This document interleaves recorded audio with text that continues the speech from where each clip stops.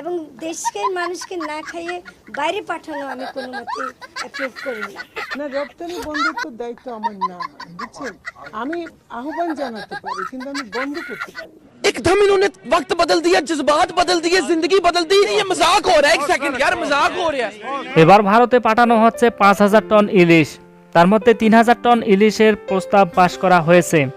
তাহলে কি বাংলাদেশ কোথাও নথি স্বীকার করতেছে?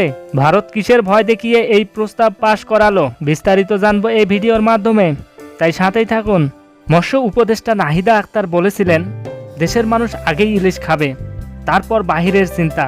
তাহলে কেন সেই উপদেষ্টা আজ মত পরিবর্তন করলেন এবং বলতেছেন এগুলো তো আমার হাতে নেই, এগুলো বাণিজ্য মন্ত্রণালয়ের কাজ, আপনারা যদি বাধা দিতে চান তাহলে বাণিজ্য মন্ত্রণালয়কে বলুন, এটা বাণিজ্য অধিদপ্তরের হাতে রয়েছে, চাইলে সে বাতিল করতে পারে, চাইলে আবার সে আরও বেশি পাঠাতে পারে।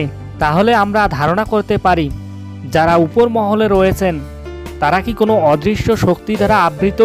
তারা যখন আমজনতা ছিলেন তারা তো নানাভাবে প্রতিবাদ করতেন কেন ইলিশ রপ্তানি করা হয়, কিন্তু আজ তারা কোথায়? আমি কার কথা বলতেছি তা আপনারা অবশ্যই বুঝতে পারছেন, ডক্টর আসিফ নজরুলের কথা বলতেছি। তাহলে কি আমরা আবার কোনো অদৃশ্য শক্তির গোলামি করতেছি? অনেকেই প্রশ্ন তুলতেছেন কেন মাছ ভারতে পাঠানো হচ্ছে। আমি বলবো কেনই বা পাঠাবে না। তো শুনুন কেন ভারতে মাছ পাঠানো হচ্ছে। ৮-১০ দিন থেকে একটি তদন্ত করে দেখা যাচ্ছে যে বাংলাদেশ থেকে সমুদ্রে যে ট্রলারগুলো মাছ ধরার জন্য যাচ্ছে তাদের বেশিরভাগ ট্রলারই ফাঁকা আসতেছে। এর কারণ কি? মাছগুলো তাহলে কোথায় যাচ্ছে?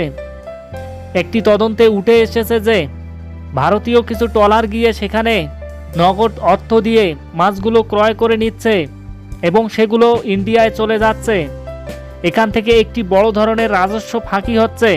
যেহেতু চোরাই পথে মাছ ইন্ডিয়া চলে যাচ্ছে, এগুলো ঠেকানো যাচ্ছে না, তাই সরকার সিদ্ধান্ত নেয় যে বাণিজ্যিকভাবে মাছ পাঠানো হোক, তাহলে এদিকে চোরা চালানো বন্ধ হবে এবং দেশের রাজস্ব আদায় করা হবে।